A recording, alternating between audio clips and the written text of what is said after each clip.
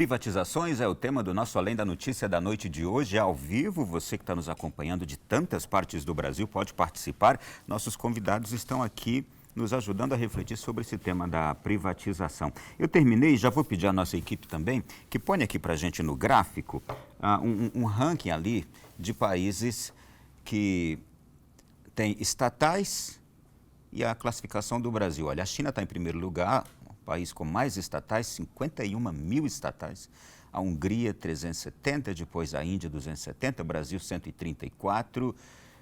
Olhando para esse índice aí, a gente fica aqui com um paradoxo na cabeça, não é? Mas se formos descer depois, a gente vê que as nações mais desenvolvidas do mundo, exceto ali a China hoje, a China como poderio econômico hoje, mas as mais desenvolvidas, elas têm um índice muito pequeno de estatais, ali na casa dos 2 dígitos no máximo. Mas vamos lá. Quero entender isso. O Fábio Lobato, a gente terminou aqui com um embate aqui de ideias entre o César Brito e o José Carlos. Eu não fiz o contraponto da estatal escolhida, que é a telefonia. Depois eu faço. Por favor, Fábio. Então, pegando um pouquinho do que os dois estão falando, né? Eu estou aqui meio em cima do muro. Eu diria o seguinte: é muito fácil. Bom que você está ponderando. Pois é. Eu acho muito claro, é muito evidente alguns casos específicos. Por exemplo, a gente viu, né, 134 empresas estatais aqui no Brasil. Tem algumas empresas ali que não fazem o menor sentido, sabe? Não tem nada a ver com a função do Estado, foram criadas a partir de uma outra empresa, por conta de uma demanda específica e continuaram ali, depois elas não foram terminadas. E isso vem trazendo prejuízo para o governo até hoje, tem vários exemplos assim. Porque sempre que a gente fala de estatal, vem na nossa cabeça Petrobras, Correios, Banco do Brasil, Caixa Econômica, né? Sempre vem aquelas maiores e tal, que dão resultado, que, enfim, estão sempre em contato com a gente, né, com a população e tal. E isso dá um certo receio na população. Não, vai acabar com a Petrobras, com o Banco do Brasil, o banco que eu vou todo dia. Não, aí por isso que nos dados da pesquisa... Essas aí são as joias da coroa, quase intocáveis. Exatamente, né? Estão no rol para serem vendidas. Estão no rol, porém o governo sabe que é difícil. Estão na mira ali, né? Mas por isso até que tem essa rejeição, né, da população, segundo a última pesquisa. Mas, por outro lado, como eu vinha dizendo, tem algumas empresas ali que realmente estão fazendo hora extra ali, já deviam ter sido terminadas, acabada aquela atividade. E aí, quando a gente entra, de fato, na discussão das mais importantes, que são as mais caras também, né, numa possível privatização, são elas que vão render mais dividendos para mais faturamento, eu diria, né, para os cofres públicos. Quando a gente entra nessa discussão, que aí sim, vem todo esse debate que a gente está tendo aqui agora, e que eu acho que não é fácil essa discussão. A gente tem que botar todas as cartas na mesa, ver de fato onde que o governo tem que entrar, como ele tem que regular, para não deixar a população que precisa de alguns serviços essenciais simplesmente à mercê de empresas privadas, né? Eu vou atualizar nossos próprios dados que nós colocamos ali. Não são mais 134 estatais que o Brasil tem. Agora são 127, porque foram já... 7, né? 7 já 120, foram... 7. A BR Distribuidora, Liquigás, distribuidora de gás no Paraguai, a Passadina, foi aquela polêmica toda, Neoenergia e IRB, Instituto de Resseguros do Brasil. Recentemente foram essas aqui. César, vamos agora nós. Como é que se responde aqui o responsável pela privatização no governo Bolsonaro, o secretário que nós mencionamos aqui, o Salim Matar?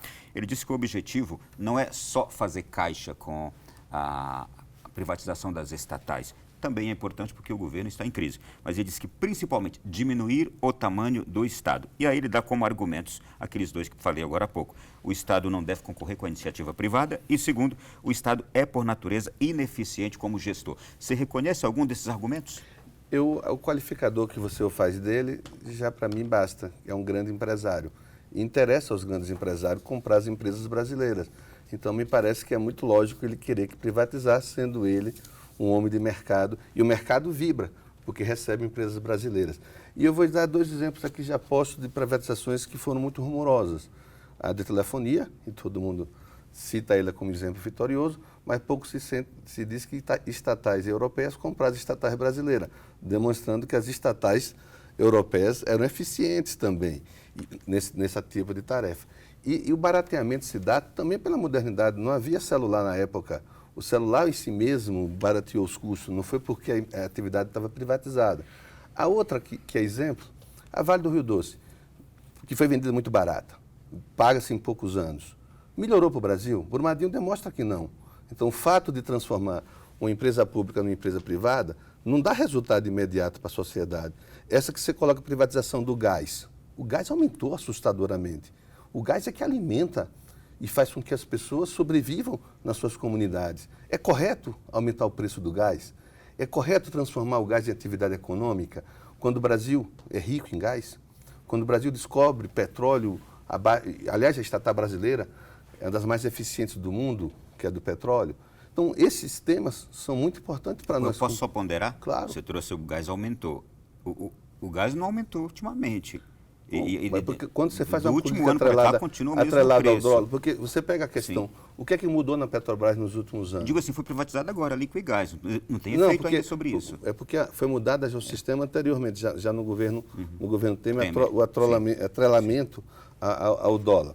Porque você tem que olhar assim na estatal, quem que deve ser o beneficiário da estatal? O mercado ou o povo brasileiro? Quando você diz que é o mercado, e aí a política do petróleo hoje atrelada ao dólar, você beneficia o investidor, você em detrimento da sociedade, nós tivemos essa crise. Deixa eu aproveitar todos os seus argumentos para tirar dúvidas. Claro. E qual a diferença, então, do Estado brasileiro com outros estados, como você disse aqui, foram outros estados que compraram estatais brasileiras e estão dando certo com outros estados administrando. E, por que a gente não consegue administrar bem? E esse é um tema que nós temos que mais aprofundar. O controle sobre estatal. Você tentou uma iniciativa bacana, e acho que nós concordamos, e temos agências reguladoras. Mas não tem funcionado porque se politizou as agências reguladoras.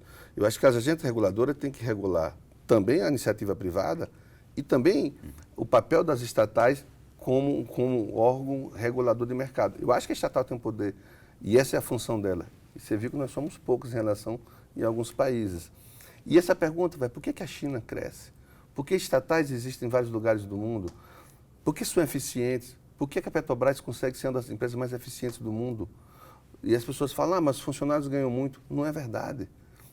O peso da folha de pagamento na Petrobras, as pessoas surpreendem quando contam, é 3, 4, 5% do orçamento da Petrobras se paga aos servidores.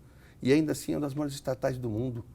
Descobre-se petróleo, o pré-sal, que vale bilhões e está se vendendo por preço barato. Petróleo a 2.000 metros de profundidade, pré-sal a 7.000 metros. Pois é, descoberto por nós, pela qualidade dos nossos técnicos, as pela estatais eficiência. Funcionam bem. A Vale funcionava bem. Então, é por isso que nós temos que fazer um debate muito mais aprofundado. Quando o mercado vibra com a privatização, o mercado está certo. Porque ele vai lucrar com a privatização. Você vai jogar no mercado empresas lucrativas. Aliás, esse é um dos temas que se faz, só coloca vendas lucrativas. Eu aprendi que você vende o que não dá lucro. No Brasil quer se vender o que dá lucro. Mas eu quero entender esses paradoxos todos. Me ajudem aqui. Por exemplo, você falou aqui a Vale. A Vale foi desestatizada em 97 e aí seu lucro saltou de 325 milhões de dólares no ano da privatização para 1,5 bilhão em 2003, isto é, 5 anos depois. Em apenas um ano, o lucro já havia aumentado pela metade, o faturamento também disparou, a empresa recebeu, após a privatização, mais 44 bilhões em investimento, a produtividade da empresa, estou falando aqui, teve um salto astronômico, aí diz aqui, no ano da venda, a produção total de ferro, aço, ferro-gusa, era de 184 milhões de toneladas e, após a privatização, entrou numa trajetória ascendente, em 2007 já era de 355 milhões de toneladas. Isto é, quando privatizadas, essas empresas também crescem. Mas não se conta, por exemplo, que o preço, sempre que está próximo de privatizar, você libera os preços. Os preços que estavam controlados, você aumentou o preço da telefonia antes de privatizar para dar o lucro. Ô José Carlos, vai lá. Esse é o contraponto. O contraponto. Aliás, o exemplo da Vale é bom, o reflexo teve por Madinho e outras tragédias. É muito bom, digamos, o argumento trazido pelo doutor César, que permite que a gente discuta bem, né? Evidentemente, cada um tem uma visão, mas eu acho que a gente tem que se ater a coisas que são concretas, e como economista, de novo, você tem que partir de duas coisas. Primeiro é de que quando você privatiza, você livra aquela entidade de todas as amarras que o governo tem.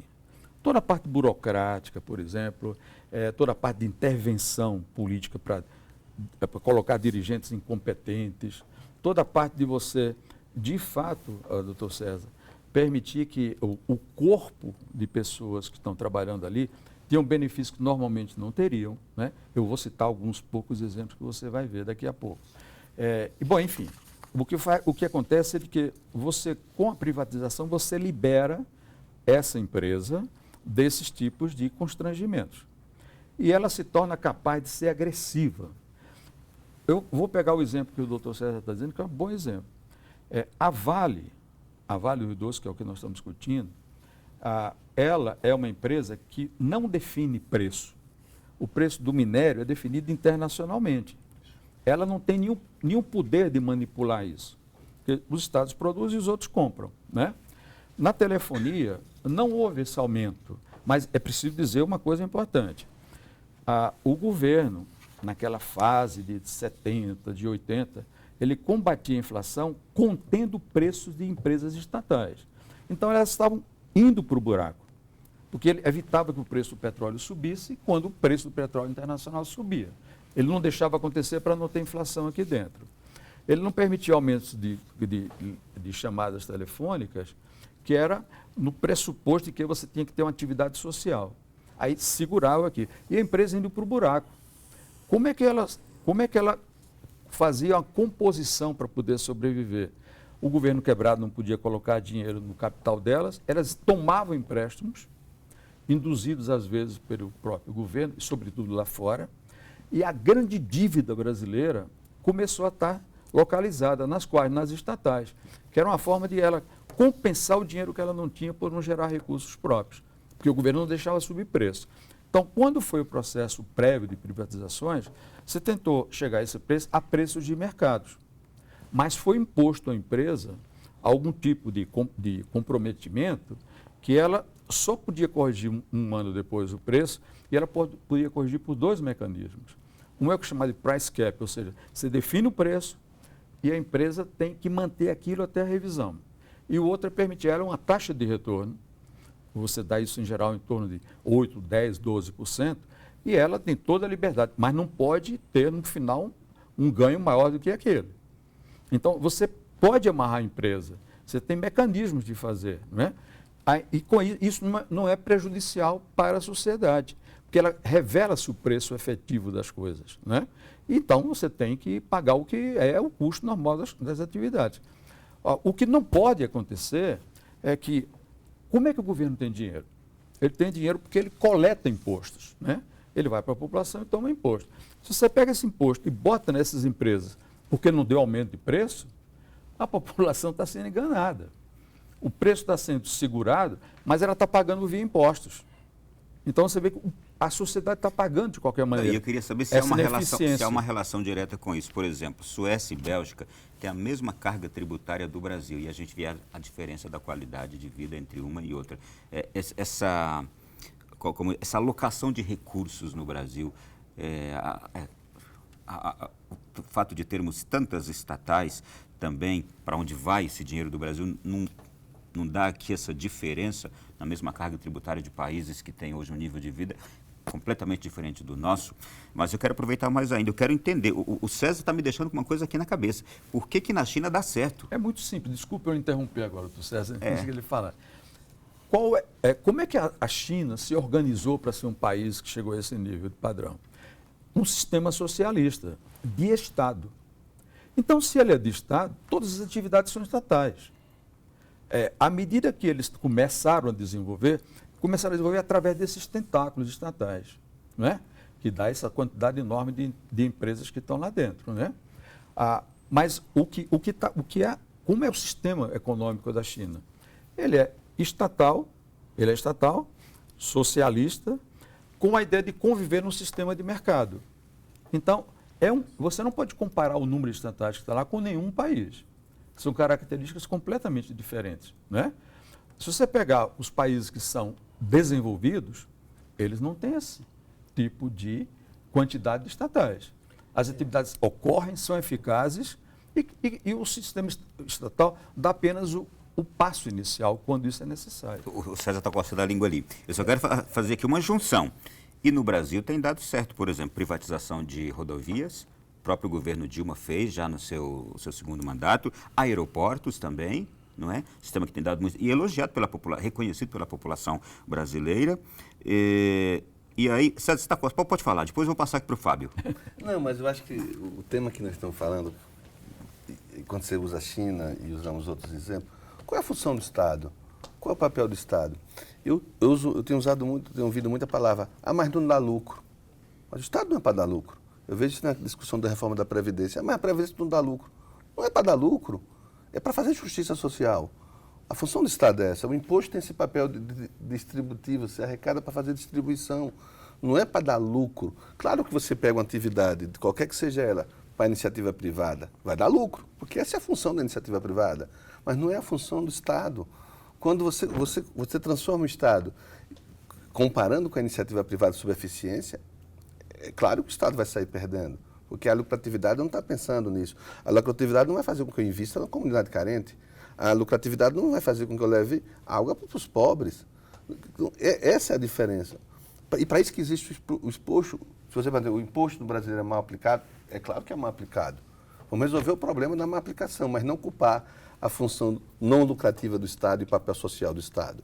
Lá na Europa, que é paradigma para todos nós, o Estado é social. Ele tem a função de distribuir, de atuar, concessões de direito. Alguém fala no Brasil, vamos acabar com a justiça do trabalho, porque na Europa não tem justiça do trabalho. É uma grande mentira. Mas lá há reconhecimento aos direitos sociais. Quando o empregador não demite e não paga, ele não pode concorrer com atividades. Aqui estimula você a não pagar nada. A justiça está do lado do processo, porque os empregadores, visando o lucro exagerado, exploram a mão de obra, coisifica a mão de obra. Esse papel do Estado que nós temos que combater, transformar a CLT em consolidação das lesões trabalhistas, coisificar a pessoa humana para ser apropriada pelo menor preço em nome do lucro, para que o mercado possa se apropriar das pessoas. Essa é a visão, para mim, que o Estado tem que ter uma visão social e a estatal cumpre essa função. Então agora eu quero perguntar para o Fábio. Desculpa, deixa eu só fazer um comentário. Eu apoio integralmente essa última manifestação do Dr. César. Estado tem que ter função social, né? Quem tem que ter função econômica são empresas. E elas não precisam ser estatais. Eu acho que aí está a grande diferença. E o mais importante, se você entregar à população água em qualidade adequada, quando ela precisa, onde ela precisa, isso é função que qualquer entidade pode fazer, seja estatal, seja uma empresa privada. Ela tem que ter esta função. Se ela é privada, eu, como governo, vou me preocupar para que isso aconteça. Não, eu não pago. Quem paga são os consumidores. Então a empresa fará isso normalmente. Ela faz. Agora, por que eu tenho que botar isso como propriedade de uma empresa de governo? Para que ter essa propriedade? Não precisa, função do Estado. Uma coisa importante, desculpa que eu estou insistindo nesse ponto, mas eu acho que são argumentos que, se a gente deixar para diante, a gente perde. Com a privatização da Vale, nós vimos um desastre total acontecido em Brumadinho e como é o nome da outra cidade? Em Mariana. O que aconteceu ali? É que a atividade que cabe ao Estado fazer de proteção adequada do meio ambiente não foi exercida. Então, ele deu, talvez, alguma autorização para aquilo acontecer, que não deveria acontecer daquele jeito, e desconsiderou a hipótese que foi a catástrofe que aconteceu. Perceba. Mas o Estado é que tem que regular. Então, mesmo que a Vale queira fazer aquilo, eu, como órgão de fiscalização ambiental, não podia deixar. Então, não é... Veja a separação clara da atividade. Entendi. É Estado funcionando, é governo funcionando. Não é atividade empresarial. Eu estou no governo para fazer isso. Senão a atividade privada não faz. Isso é função de governo. Esse bloco já acabou. Eu vou dar prioridade quando voltarmos para o Fábio aqui, porque ele está ficando à parte e eu tenho algo para perguntar aqui para o Fábio. A gente vai voltar já no terceiro bloco do nosso programa, atendendo também a você que está mandando suas questões aqui para o nosso programa. Até já.